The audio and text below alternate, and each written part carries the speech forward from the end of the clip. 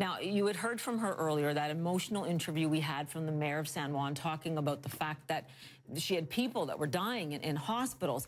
Now, she is saying that people's lives must, though, be prioritized over Puerto Rico's $74 billion of debt. Yes, it's declared bankruptcy already. Now, in a series of tweets Monday night, Donald Trump insisted the debt, sadly, must be paid back to Wall Street. Now, it's something he never referenced in any previous hurricane relief efforts. Carmen Yulin Cruz, who you just saw earlier today on New Day at CNN, responded directly to the president's tweets. Regarding President Trump, and with all due respect, these are two different topics. One topic is the massive debt, which we know we have, and it's been dealt with. But you don't put debt above people. You put people above debt. So what we're asking for, and what I'm asking for, and this is only my comment, nobody else's comment, is let's deal with the two issues in a separate way. And joining me now is Kate Long. She is with Puerto Rico Clearinghouse. You have been instrumental in trying to give bondholders information about what's going on with what has become the largest U.S. government bankruptcy in history, right? In terms of, and now we've had two hurricanes. Right. How do you believe it will impact the debt and the financial future of Puerto Rico in terms of what's going on beyond the obvious, especially when you have the President of the United States drawing attention to the fact that Puerto Rico's bankrupt? Right. So last year, Congress passed a law called PROMESA, which imposed an oversight board on Puerto Rico that President Obama appointed 7 members to, and created a debt restructuring process. There were 2 elements to that debt restructuring process. The first was consensual negotiations, where everyone would sit around a table, argue over what was able to be repaid. Keep going on argue, yes. Right, keep arguing.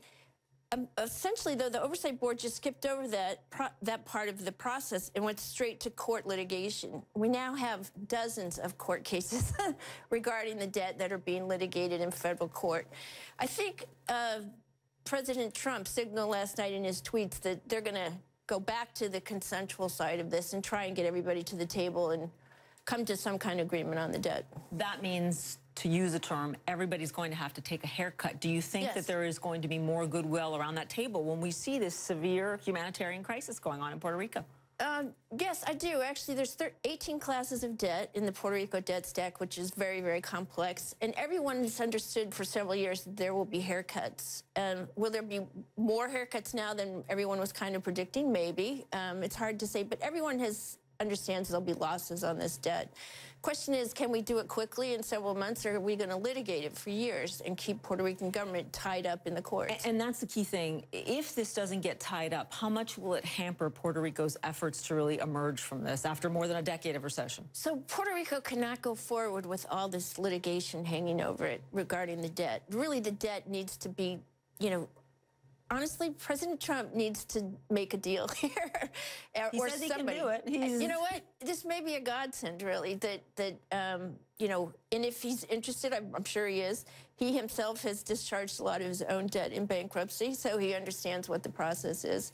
And, personally, I just think my own view is that it will be very beneficial for the island. And the bondholders just need to take the losses and move on. They were the ones who took on the risk. They knew they were taking on risks. Do you think, how much will the president have to strong-arm him? He's very familiar with this group of people in terms of what they want.